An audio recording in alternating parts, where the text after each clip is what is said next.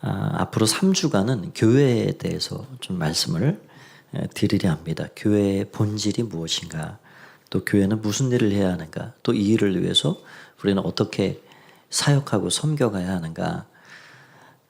오늘 본문은 좀 눈치 빠르신 분들은 기억이 나실는지 안 나실는지 모르겠지만 2년 전에 우리가 가정교회를 준비할 때 봤던 그런 본문 말씀입니다. 제가 이렇게 한 번 더 나누고 싶은 이유는 교회가 무엇인가, 교회를 어떻게 봐야 되는, 교회를 어떻게 규정해야 되는가, 이게 너무 중요하기 때문입니다. 여러분 중에는 혹시 아이고 한 목사가 벌써 설교 준비하기 싫은가 보다. 옛날에 했던 것도 재탕을 하는구나. 생각하실 분은 안 계실 것 같지만 그러나 교회에 대한 우리의 마음은 너무 중요합니다. 다시 생각하고 또 바로 생각해야 되고, 그래서 오늘 이 말씀을 다시 한번 좀 상고해 보려 합니다. 신자들의 삶의 교회 생활은 참 절대적입니다. 사람마다 차이는 있겠지만 교회 생활에 어려움이 있으면 생활 전반에 영향이 갑니다. 그렇죠. 이 교회라는 게 정말 그렇습니다. 교회를 예수님께서 한 몸이라 그러셨는데, 몸이라는 구조가 그렇죠. 어디가 아프면 같이 아픈 거예요.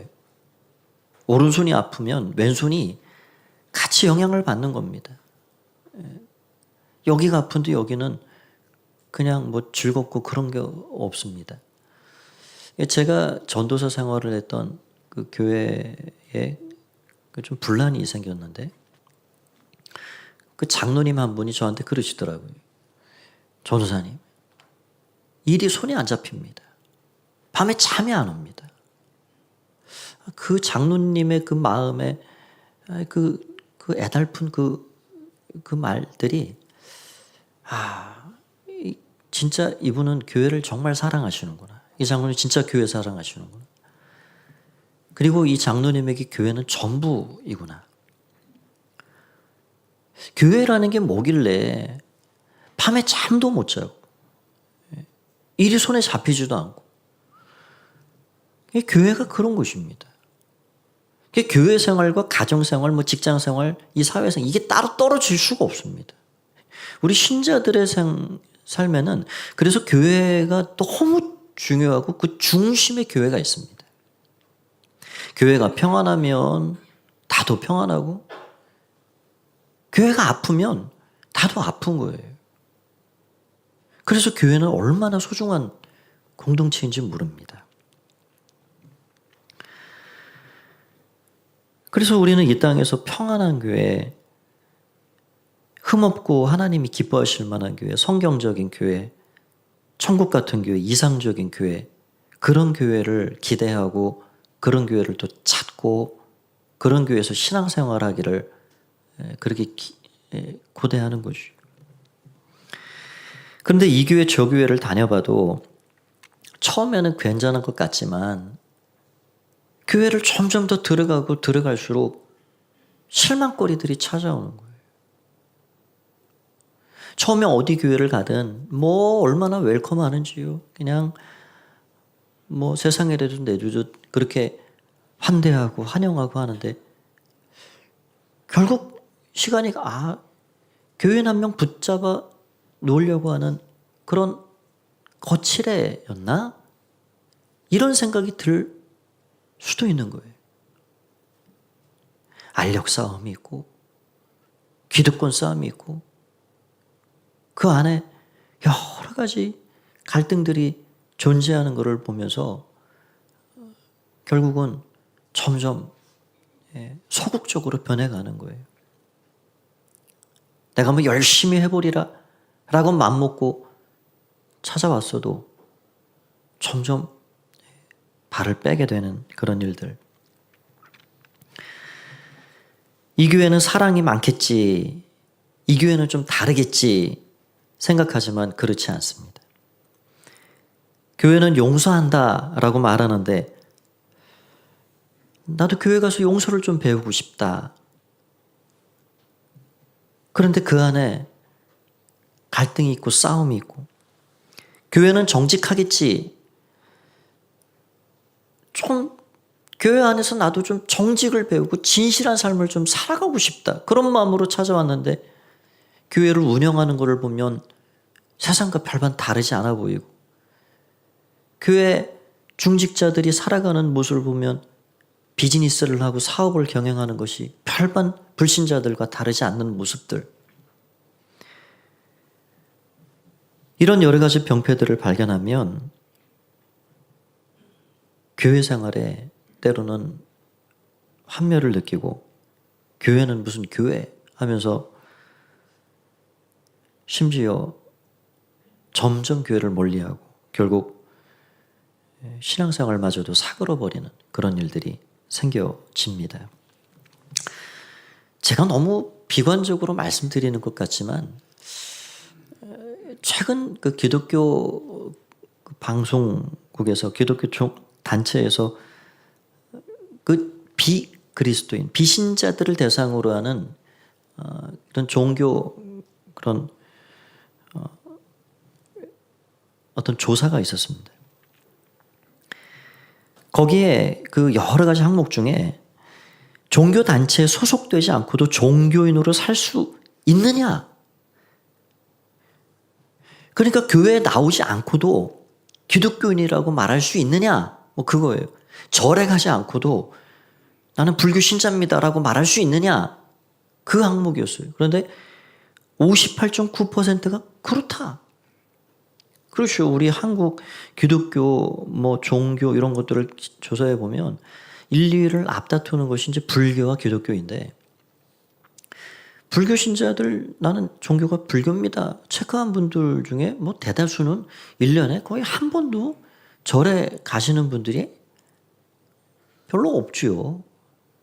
그런데 그런 현상이 기독교인들 가운데서도 이제는 앞으로 가속화되고 있다 하는 것입니다. 탈종교적, 탈교회적 현상이라고 말하고 있는데요. 우리 기독교인, 개신교인들 신자 중에 나는 종교가 기독교입니다라고 체크한 분들 중에 30.9%가 출석하는 교회가 없다는 거예요. 그러니까 10명 중에 3명은 이 가난한 성도예요. 가난한 성도. 교회를 안 나가고 혼자 신앙생활을 하겠다. 그런 것이에요. 많은 교회들이 이렇게 화석화되어 가고 있고 온갖 갈등의 문제들을 안고 있습니다. 그럼 이상적인 교회는 어떤 교회일까요? 이 땅에 천국 같은 교회가 과연 존재할까요? 이 질문을 한켠에 놓고 오늘 읽은 이 본문에 나오는 에베소 교회, 이 에베소 교회의 이 교회의 모습이 어떠한가, 그걸 한번 생각을 해보겠습니다. 성경이 천국 같은 교회가 있을까? 천국 같은 교회를 만들 수 있는 가장 좋은 여건과 가능성 있는 교회는 어디일까? 그 교회를 꼽으라 그러면 에베소 교회를 꼽을 수 있습니다. 왜냐하면 에베소는 지리적으로도 굉장히 아주 좋은 곳입니다. 소아시아의 수도였던 그런 에베소, 교통의 요충지요, 대단히 많은 사람들이 몰리는 경제 중심 도시였습니다. 거기에는 아르테미스 신전이라는 세계 7대 불가사의 중에 하나였던 어마어마한 그런 신전이 있었고, 그래서 많은 것들이 아주 번성을 이룬 그런 도시였습니다. 에베소 교회는 사도 바울이 세운 교회입니다. 교회를 누가 시작했냐, 누가 세웠냐고 굉장히 중요하지요. 제가 고린도 교회를 이전에 한번 가보니까 고린도 교회의 그 설립자, 그 목회자들이 쭉, 고린도 교회는 지금도 소수지만 예배를 드리는 교회입니다. 일대 목사가 누구냐? 사도 바울. 그게 적혀 있어요.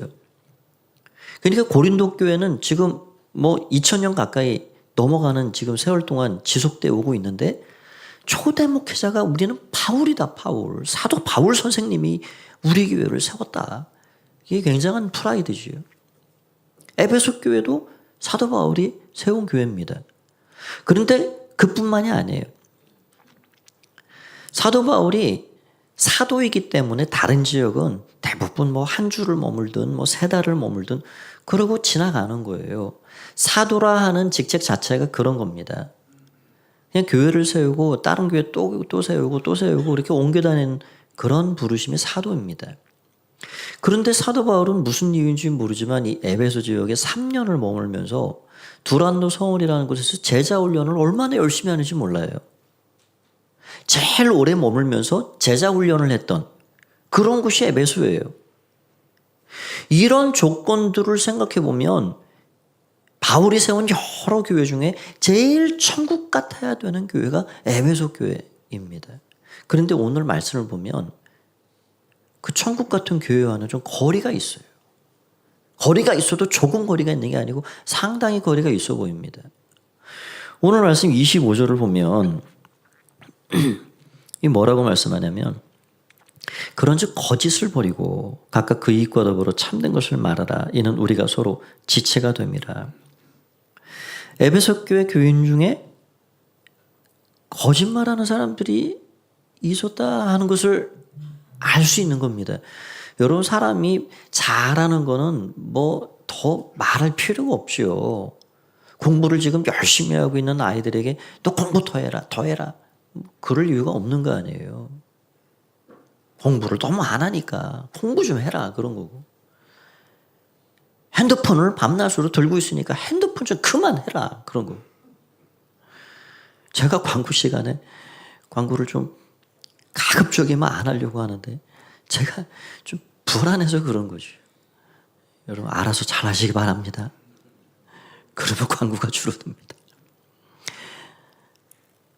그러니까 뭐가 안 되고 있으니까, 뭐가 지금 부족한 것 같으니까 그거 하지 말라 그런 거예요. 그러니까 지금 사도 바울이 거짓을 버려라 그런 거는 그 공동체 안에 거짓이 있는 거예요. 26절을 보면 분을 내어도 죄를 지지 말아라. 혈기 부리는 사람도 있는 겁니다. 28절에 보면 도둑질하는 자는 다시 도둑질하지 말아라. 심지어는 도둑질하는 사람들도 있어요. 29절을 보면 무릇 더러운 말은 너 입 밖에도 내지 말아라.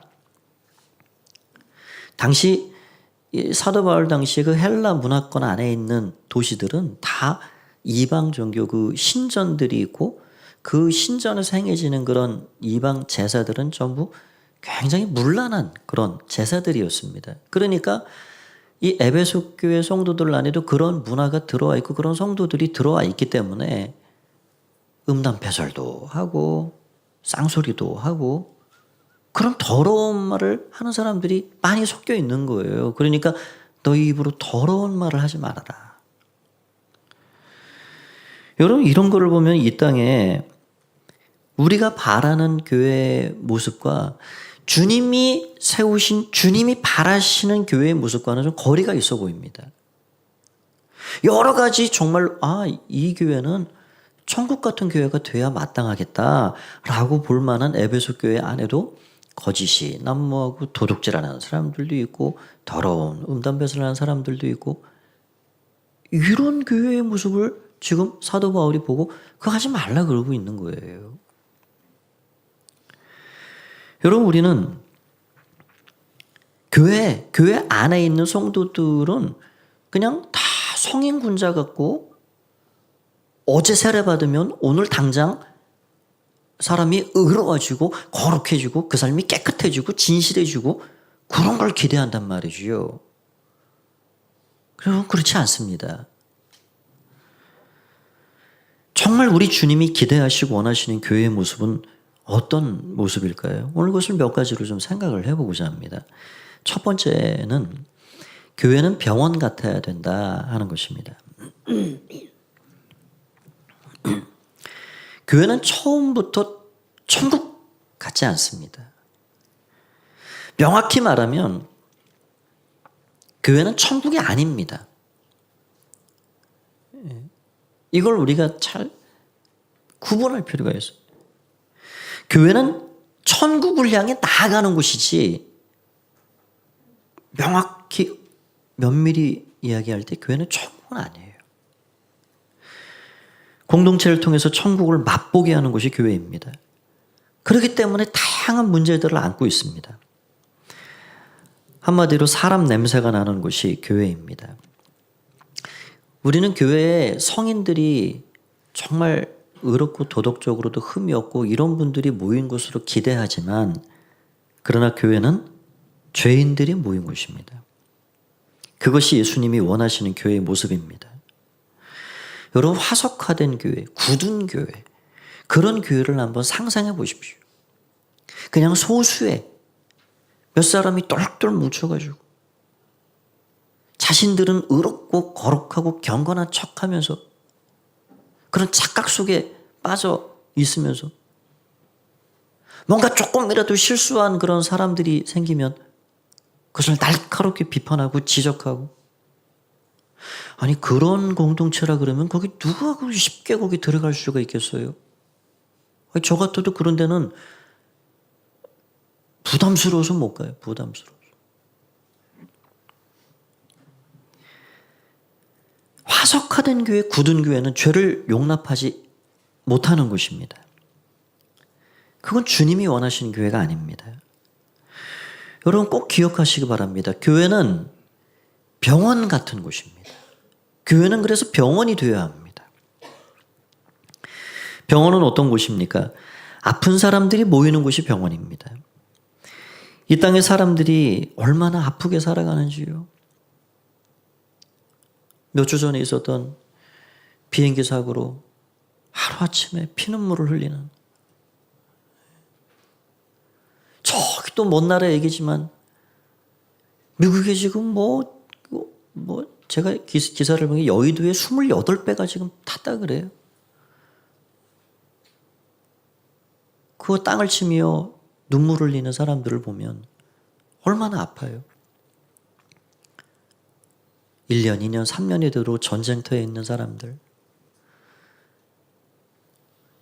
사업이 안 풀려서 아픈 사람들, 관계에 어려움으로 아픈 사람들, 미래가 불안해서 아픈 사람들, 죄와 중독에 빠져서 아픈 사람들, 질병으로 아픈 사람들, 다 아프게 사는 거예요. 그런데 그 아픔을 어떻게 해소하고 풀 방법이 없으니까 문제는 다른 사람들을 또 아프게 한다는 게 문제예요. 누군가를 또 찌르고 삽니다. 여러분, 교회가 왜 존재할까요? 예수님께서 이 땅에 왜 교회를 남겨놓고 가셨을까요? 여러분, 수많은 아픈 인생들을 위해서 주님은 교회를 세우신 것입니다. 그래서 수고하고 무거운 짐진 자들아 다 내게로 와라. 내가 너희를 쉬게 할 것이다. 여러분, 그래서 교회 안에는 아픈 사람들도 많고 교만한 사람들도 있고 이기적인 사람들도 있고 세속적인 사람들도 있는 거예요. 그러니까 여러분, 교회가 병원이라 생각하면 다 아파서 온 거니까, 다 죄인들이 모인 곳이니까 그렇게 지적하고 비판하고 그럴 일이 없는 거예요. 여러분, 병원을 생각해 보십시오. 병원에 아파서 고치려고 갔는데 누가 거기 병원에 계신 분들이 그 아픈 사람을 지적합니까? 한쪽에 마비가 돼가지고 찾아왔어요. 그 손을 이렇게 움직이는 것 자체가 부자의 한 사람이 밥상을 갖다 줬는데 그거 숟가락으로 그거 밥을 먹으면서 절반은 흘려요. 그런다고 간호사가 와가지고 아이고 당신 어떻게 밥 먹는 게 그 모양입니까? 흘리지 마세요. 그렇게 얘기 안 합니다. 다리가 부러져서 치료받으려고 병원 왔는데 걸음걸이가 영 엉뚱하고 쩔뚝이고, 아니 어떤 의사가 당신 걷는 게 그 어떻게 그 모양입니까? 그런 얘기 안 합니다. 병원은 그냥 아픈 거 그대로 용납해 주는 곳이에요. 그대로 그냥 인정하는 곳이에요. 오히려 아픈 것을 치료해 주려고 서로가 노력하는 곳이 병원입니다.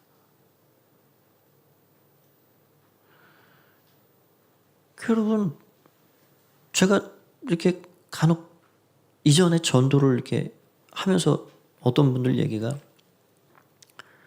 교회를 사람들이 못 나오는 여러 가지 이유 중에 뭐 몇 가지가 있는데, 하나는 너무 의로워서. 예. 그런 얘기는 안 하지만 죄인이라고 인정하기 어려운 거예요. 그러니까 그 안에 내 자아가 영원히 내 중심에 있고 내 주인이 됐기 때문에 너무 의로워서 못 나와요. 나 이대로 있으면 천국 가는데 뭔 얘기하냐 이거지요. 반대는 너무 죄책감이 커서 못 나옵니다. 아이고, 목사님 제가 술 끊고 나갈게요. 술 끊고. 아이고, 술 드시면서 나오셔도 됩니다. 그 서울의 수도권의 어떤 교회는 오래됐습니다. 교회 안에 큰 교회인데 흡연실을 만들어 놨어요. 아이고, 교회 와서 담배 피시라고.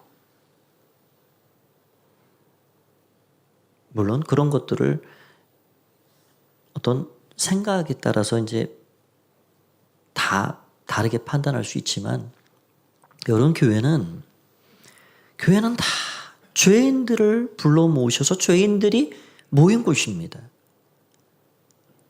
그래서 다 아파요. 다 부족해요. 다 공사 중이에요. 그렇기 때문에 이 병원 같은 교회 안에서는 서로가 서로를 용납해주고 이해해주고 서로가 서로의 그 치유를 위해서 도와주는 곳입니다. 여러분 기억해 주십시오. 교회는 성인 군자들이 모인 완전한 천국이 아닙니다. 교회는 병원입니다. 우리 가포교회가 병원 같은 교회, 서로의 아픔을 용납해주고 이해해주고 서로의 치유를 위해서 노력할 수 있는 그런 교회 되기를 간절히 바랍니다. 두 번째는 병원에서 타인을 대하는 태도는 무엇인가입니다. 사도 바울이 에베소 교회 성도를 향해서 이제는 뭔가 적극적인 긍정적인 어떤 액션을 취할 것을 요청하고 있습니다. 하지 마라를 뛰어넘어서 뭔가 이제 해라 라는 말을 하고 있어요. 여러분 하지 마라라는 거는 거기에 치유와 회복을 기대하기가 어렵습니다. 핸드폰 하지 마라. 그거는 그냥 어떤 규율이고 뭔가를 붙잡아 매는 그런 효과를 줄지 모르지만 거기서 뭔가 더 나은 것을 기대하기 어렵단 말이죠. 그래서 성경은 항상 하지 마라를 뛰어넘는 긍정적인 해라라고 나가고 있는 거예요. 시편 1편 1절을 보면 악인들의 꾀를 따르지 않고 죄인의 길에 서지 않고 오만한 자의 자리에 앉지 않는 것은 우리가 세상과 구별된 복을 받을 만한 소극적인 차원의 우리가 지켜가야 할 규율들입니다. 그런데 거기에 머물러서는 안 되는 거예요. 더 적극적으로 하나님의 말씀을 사랑하고 즐거워하고 주야로 그 말씀을 묵상하고 그 말씀을 붙잡고 살고 그 말씀을 순종하고 따라갈 때 거기에 하나님께로부터 주시는 그 복을 체험하고 누리고 살아갈 수가 있는 겁니다. 그래서 성경은 항상 긍정적인 그 한 걸음을 더 나아가도록 우리에게 요청하는 거예요. 그래서 오늘 25절 말씀을 보면 거짓을 버리고 참된 것을 말하라 그렇게 이야기하고 있고, 28절에서는 자기 손으로 수고하고 선한 일을 해라. 29절에서는 선한 말을 내서 모든 이에게 은혜를 끼치게 해라. 긍정적인 말들, 긍정적인 삶을 통해서 서로가 치유되고 회복되고 변화되는 그런 일들을 만들어 가라는 거예요. 32절은 이것을 이렇게 요약해서 말씀해 주고 있습니다. 32절을 같이 한번 읽어볼까요? 시작. 서로 친절하게 하며 불쌍히 여기며 서로 용서하기를 하나님이 그리스도 안에서 너희를 용서하심과 같이 하라. 친절하게 하십시오. 불쌍히 여기십시오. 서로 용서하기를 그리스도 우리 주님께서 우리를 용서하심과 같이 하십시오. 이런 이야기를 하고 있는 겁니다. 여러분 병원을 생각해 보십시오. 병원에서는요. 조금만 뭔가 호전이 돼도 얼마나 서로 박수 쳐주고 기뻐하는지 몰라요. 이전까지 아프지 않을 때는 아픈 사람들 잘 그거 헤아리지도 못했는데 내가 아파가지고 병원에 입원을 해보면 아픈 사람들이 얼마나 고통 속에 힘들어하는지를 알게 되고 거기서 그들을 이해하게 되고 거기서 함께 마음을 터놓고 나는 이게 아파요 저게 아파요 그러면서 함께 울어도 주고 그러면서 하루 지나고 이틀 지나면서 조금씩 좋아진다 그러면 아이고 얼마나 서로 기뻐해 주는지요. 건강한 사람은 물 한 모금 마시는 게 뭐 큰 대수로운 일이 아니지만 수술받고 그 물 한 모금 못 마실 분이 물 한 모금을 마셨다 그러면 얼마나 기뻐하고 좋아하고 하는지. 그러니까 작은 호전에도 칭찬해주고 격려해주고 함께 기뻐하고 그게 병원입니다. 여러분 교회가 병원 같은 그런 분위기를 만들어가는 거예요. 작은 일들을 칭찬해주고 격려해주고 교회를 아예 안 나왔던 사람이 한 달에 한 번을 나온다 그러면 정말 잘했다고 박수 쳐줄 수 있는 주일 예배만 드렸던 분이 작은 봉사의 자리에서 그렇게 몸된 교회를 섬기는 자가 되었다면 너무 잘했다고 격려해주고 칭찬해주고 그게 교회가 되어야 되는 겁니다. 이런 삶의 태도는 부부간에도 자녀 양육의 문제에서도 마찬가지입니다. 서로가 친절하게 해주고 용납하기를 먼저 해주고 병원 같은 분위기를 만들어서 잘한 것들을 칭찬해주고 그러면요, 아이고 우리 뭐 아내나 남편들이 잘하는 거 더 잘하게 되고요. 우리 자녀들은요, 그러면 날개가 달립니다. 날개가. 병원에서 타인을 어떻게 대하는가, 그것을 늘 기억하시고 교회 생활을 우리가 해가는 것입니다. 마지막 세 번째는 예수님이 기대하시는 교회는 가족 같은 교회이다 하는 것입니다. 우리 교회는 장로교입니다. 장로교가 많죠. 뭐 요즘에는 장로교든 침례교든 뭐 성결교든 다 비슷해요. 다 비슷해졌습니다. 장로교는 기본적으로 직제가 중심인 교회죠. 루터교에서 종교개혁이 일어난 교회를 이제 개신교라 그렇게 말하는데 가톨릭 교회는 그게 더 심하죠. 사제 중심, 직제 중심의 교회입니다. 그러나 개신교회, 개혁된 교회에도 이런 직제들이 여전히 있죠.